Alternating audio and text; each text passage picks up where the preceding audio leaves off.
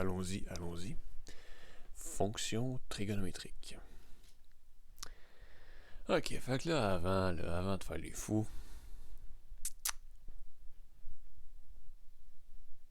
right?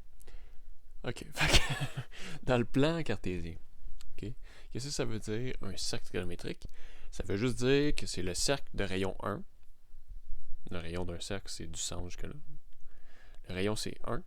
Puis il est centré en 0, 0. Donc ça s'appelle à l'origine. Il est centré à l'origine, il est centré en 0, 0. Puis il y a des rayons 1. Ça, c'est le cercle trigonométrique dans le plan cartésien. Le plan cartésien, c'est parce qu'on a les axes, là, juste comme ça. Ok, ça c'est le cercle trigo. Puis là, ce qu'on veut faire, en fait, on veut généraliser les rapports trigonométriques qu'on a vus. Sinus, cosinus, blablabla, dans un triangle rectangle. On voudrait créer des fonctions à partir de ça. Pas juste quelque chose qui a rapport avec les triangles rectangles. Donc, si on focus juste sur le premier cadran du plan. Donc, je rappelle, je ne l'ai pas dit en fait, là, mais dans le plan, ça c'est le premier cadran, le deuxième, le troisième, le quatrième. C'est pas important, là, mais c'est ça. Donc, si j'ai un point quelconque, donc là j'ai mon cercle trigonométrique, j'ai juste regardé la partie dans le premier cadran, puis je prends un point quelconque qui est sur le cercle, n'importe quoi. Je l'appelle x0, y0. Je sais pas, ça peut être un tiers, puis quelque chose. faut que ça fitte, là, je peux pas mettre n'importe quoi.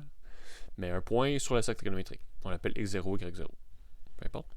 Puis qu'est-ce qui se passe? Ben, si je fais un triangle rectangle à partir de ça, comme ça ici, triangle rectangle, puis j'ai mon angle ici, qu'est-ce que j'ai en fait? Ben, je sais que mon rayon, vu que c'est sur le cercle, ici, l'hypoténuse, c'est 1. Puis je sais quoi aussi? Je sais que la hauteur, bon, ben c'est y0, puis en fait, je sais que ce point-là ici, la hauteur, c'est y0, puis la largeur, c'est x0. Donc, qui est x0 ici, de long. Ben, attends. Non, c'était mieux comme je l'avais écrit avant. Puis x0. Fait que j'ai tous les côtés. Fait que je peux calculer c'est un triangle rectangle. Fait que je peux calculer sinus, tout ça. Fait que sinus de l'angle, qui est SOHCAHTOA, donc opposé sur hypoténuse. Ben, le côté opposé, c'est y0. Donc, ça donne y0 sur 1, qui me donne y0. Puis cosinus, SOHCAHTOA, donc c'est adjacent sur hypoténuse. Côté adjacent, c'est x0. Puis l'hypoténuse, c'est 1. Fait que ça donne x0. Fait qu'en fait, le point ici, c'est le point cos θ sin θ, en fait, qui est donné par ça. Puis, chaque triangle rectangle qui existe, on peut le représenter par un triangle rectangle qui est dans le premier cadran. Qu'est-ce que je veux dire par là? Ben, c'est que si j'ai un triangle rectangle quelconque, mettons... premièrement, deux triangles rectangles, si c'est des triangles semblables, la valeur de sin puis de cos, c'est la même chose. Fait que si j'ai deux triangles rectangles comme ça ici, qui ont le même θ, mettons, lui c'est 1, sa longueur c'est 1, puis ici la longueur c'est 4, mais si chacun des côtés est 4 fois plus long, donc lui, la longueur ici c'est 4 fois plus long que lui, la longueur ici c'est 4 fois plus long que lui, donc c'est un triangle semblable. Fait que ça veut dire que je peux, triangle semblable, ça veut dire, mettons, que je peux prendre un triangle, puis je peux le déformer pour arriver à un même triangle. Fait que, non, faut pas que je le déforme n'importe comment, c'est tout proportionnel. Fait que tous les côtés augmentent en même temps. Donc, ça, c'est un triangle semblable à celui-là. Donc, ils ont les mêmes valeurs de sin et de cos, parce que sin, cos, tan, tout ça, parce que c'est le ratio de deux côtés. Fait que si tous les côtés sont 4 fois plus grands, sont 4 fois plus grands en haut, 4 fois plus grands en bas, ben, ça donne au final le même sinus. Fait que les triangles semblables ont les mêmes valeurs pour les rapports trigonométriques. Fait que je peux tout le temps me ramener un triangle comme ça, parce que si mon triangle, par exemple, j'ai un triangle quelconque, comme ça, mettons, ça c'est mon triangle rectangle, puis là je veux savoir les valeurs de sin, de cos, tout ça, de l'angle ici, je peux me ramener un triangle semblable, donc je le pogne, je le flip flip de bord comme ça, et après ça, je le mets pour qu'il fit dans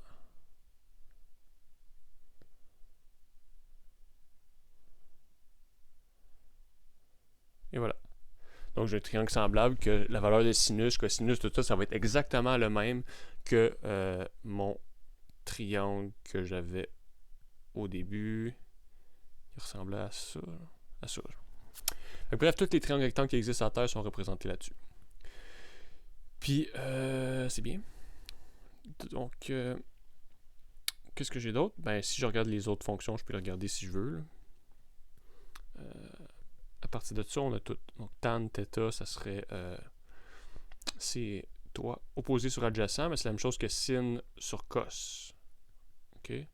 Parce que sin, c'est ça ici. Donc, opposé sur hypoténuse divisé par adjacent sur hypoténuse. Au final, il reste juste opposé sur adjacent. Une fraction sur une fraction, on fait fois l'inverse, puis les deux hypoténuses vont se canceller. Ça va se canceller avec ça. Donc, on fait fois l'inverse. Donc, il reste opposé sur adjacent, qui est tan. Donc, ça donne y0 sur x0. y0 sur x0. Je peux tout trouver les autres, là. Quelle autre? Coséquente. Coséquente, c'est 1 sur sin. Donc, c'est 1 sur y0. Séquente, c'est 1 sur cos. 1 sur x0. Puis, cotangente, c'est 1 sur tan. Donc, c'est l'inverse de tan, fait que c'est x0 sur y0. Donc, ça, à l'envers. Donc, ça, c'est tous nos ratios trigonométriques. Et là, ce qu'on voudrait faire, c'est bien, ok. On voudrait, en fait, étendre la définition de cos θ puis sin θ. Donc, on remarque, en fait, quoi? Que toutes les 1 sur tan, c'est la même chose que quoi? Je vais juste l'écrire avant. 1 sur tan, c'est l'inverse de ça ici. Ben, la fonction, la fraction comme inversée, je veux dire. Donc, c'est cos sur sin θ. Donc, toutes les fonctions trigonométriques, en fait, s'expriment en termes de cos puis de sin. OK? Fait que si on définit comme faux cos puis sin, ben, les autres rapports trigonométriques, ils sont définis en fonction de ceux-là. Fait que c'est qu'on est correct. Puis là, on voudrait généraliser, en fait, la définition de cos puis sin, parce que là, pour l'instant, nous autres, c'est cos puis sin, il s'applique juste à des angles dans des triangles rectangles. Fait qu'il s'applique juste à des angles entre 0 et 90 degrés. Ou 0 et pi sur 2 radians. OK? Parce que dans un triangle rectangle, tu peux pas avoir un angle de plus que 90 degrés, ça c'est le maximum. Si j'ai deux angles de 90 degrés, ben là, j'ai plus rien. Là. Parce que la somme des angles intérieurs d'un triangle, c'est 180 degrés en tout. Puis triangle rectangle, il y a toujours un de 90 degrés. Fait que, comment qu'on fait pour faire cos de 100? Qu'est-ce que ça veut dire cos de 100? Ben, il faut étendre la définition, en fait, que c'est pas juste... Sinus, c'est pas juste un rapport trigonométrique, c'est vraiment une fonction qui est définie pour tous les nombres réels. Je vais mettre n'importe quoi ici pour cos. C'est ça le but. Donc, ça. Avant ça, en combinant ça ici avec ça ici, puis Pythagore. Pythagore me dit que ça au carré plus ça au carré égale ça au carré. Puis ce qu'on a fait ici, ça me dit que y0 au carré, c'est sin au carré. Puis x0 au carré, c'est cos au carré. Donc, en combinant tout ça, on obtient quoi? Donc, Pythagore me dit que x0 au carré plus y0 au carré égale 1 au carré. Donc, cos carré θ plus sin carré θ égale à 1. Donc, ça, c'est ce qu'on appelle une identité trigonométrique. Cos carré plus sin carré, peu importe ce qu'on met, il faut tout le temps, quand on met la même chose dedans, c'est tout le temps égal à 1. Là, on utilise tout le temps des θ, mais ça peut être des x aussi, là. C'est une variable θ. Hein? Ça peut être cos carré de x plus sin carré de x, c'est toujours égal à 1, à cause de Pythagore et de ça ici. Ça, c'est une identité trigonométrique. C'est un fait. OK. Fait que là, maintenant, c'est comme je disais, on veut généraliser les rapports trigonométriques sin, cos dans les triangles rectangles pour obtenir des fonctions qui, au lieu d'être définies juste pour des angles entre 0 et 90, qui sont définies sur toutes les réels. Comment on fait ça? Ben, par exemple, si on veut calculer cos de θ, on a vu comment prendre des angles équivalents. Donc, quand j'ai un angle quelconque, comment, dans le vidéo d'avant, comment la rendre entre 0 et 2π. Fait que c'est toujours ça qu'on va faire. On va prendre un angle quelconque, mettons, je veux savoir cos de 23π sur 4. Je vais prendre l'angle équivalent. Je vais regarder cos de 7π sur 4. 7 sur 4π. C'est la même chose. Le cos, ça va être la même chose. Puis, pour savoir c'est quoi cos de 7 sur 4π, je vais regarder en fait dans le cercle trigonométrique un angle. OK? Fait que je vais regarder l'angle ici qui serait 7 sur 4π. Puis je vais regarder le point ici. Puis les valeurs du point, cette valeur-là, c'est cos de 7 sur 4π. Puis la valeur ici, c'est sin de 7π sur 4. OK? Donc, sur le cercle trigonométrique, c'est tout le temps cos puis sin. Coordonnée en x, c'est cos. Coordonnée en y, c'est sin. Fait que c'est comme ça qu'on fait en gros pour calculer le cos ou le sin d'un nombre quelconque. OK? Donc, on va faire des exemples. Dans le cercle trigonométrique, c'est ça. On met l'angle, on met le nombre entre 0 et 2π.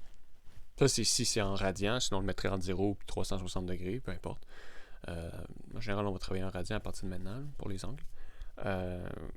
C'est ça. Puis on regarde les coordonnées associées au point. Fait que, par exemple, sin de 7π sur 2, ben, comment que je fais ça? Premièrement, 7π sur 2, c'est pas entre 0 et 2π. 0 et 2π, c'est équivalent à 0 et 4π sur 2. Donc, il faut retrancher une fois 2π, une fois 4π sur 2, qui est la même chose, pour obtenir un angle entre 0 et 2π. OK? Donc, 7π sur 2 n'est pas élément de 0, 2π. Fait qu'on retranche. Donc, 7π sur 2 moins 2π égale 7π sur 2 moins 4π sur 2, qui égale 3π sur 2. OK? Fait que sin de ça, c'est égal à sin de... C'est la même chose. 3π sur 2. Les angles équivalents donnent la même valeur pour les fonctions trigonométriques. J'ai de la misère à parler. OK? Donc, puis sin de 3π sur 2, c'est quoi? Ben là, je regarde. Là, je me fais un cercle trigonométrique. 1, 1, moins 1, 1. Puis, je fais mon cercle trigonométrique. Cercle de rayon 1 centré en 0, 0. Puis, je regarde l'angle de 3π sur 2. 3π sur 2, bon, ben c'est quoi 3π sur 2? On peut se le mettre en degrés si on commence. On a vu comment convertir en degrés. Ben je sais qu'en fait qu'un taux complet, c'est 2π. Fait que ça, c'est π sur 2. 2π sur 2 qui donne π. 3π sur 2. 4π sur 2 qui donne 2π. Fait que finalement, l'angle que je regarde, moi, il est ici. Oui. Ça. Ça, c'est 3π sur 2. Donc, le point ici, c'est le point 0, moins 1. J'ai mal écrit. Moins 1. Il est exactement là. Donc, sin, c'est la coordonnée en y. Donc, c'est moins 1.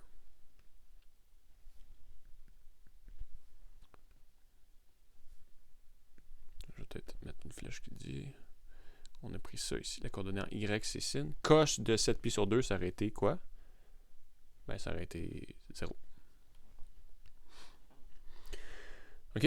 D'autres choses, là, maintenant, c'est comme ça que ça fonctionne, mais sont programmés dans les ordinateurs aussi, nos trucs. Fait que j'aurais pu juste, au lieu de le faire à la main, c'est programmé, ce processus-là de prendre le nombre, de le mettre en 0,2π, là, puis de regarder dans le cercle trigonométrique, c'est programmé dans la calculatrice.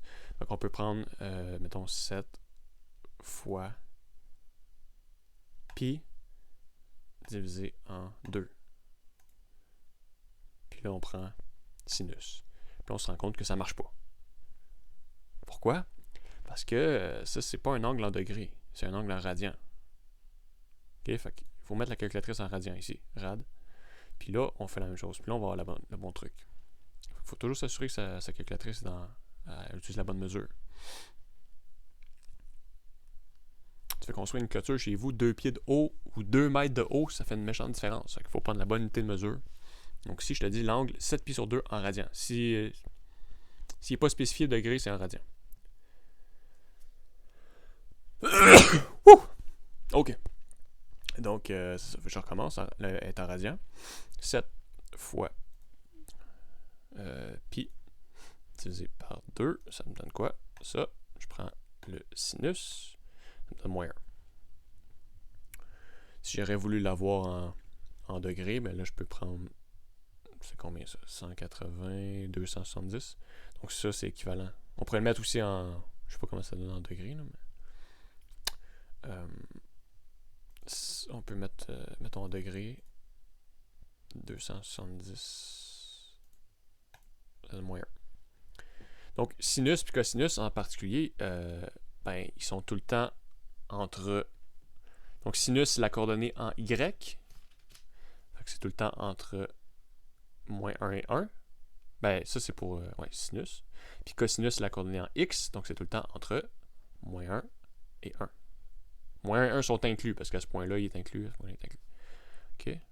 Fait que sinus et cosinus, leur domaine, c'est les réels au complet. Leur image est comprise entre l'intervalle moins 1 inclus et 1 inclus. On va voir ça quand on va dessiner les graphiques. Mais voilà. Donc, on a les fonctions sinus, cosinus définies pour tous les réels. Puis ça nous donne aussi les fonctions, les autres fonctions, vu qu'ils sont définis en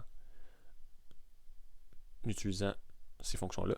Sauf qu'elles ne sont pas nécessairement définies pour tous les réels, parce qu'ici, on a un problème. Si cos égale à 0, on a des problèmes dans le domaine. Si sin égale à 0, il y a des problèmes ici. Si cos égale à 0, il y a un problème ici. Si sin égale à 0, il y a un problème.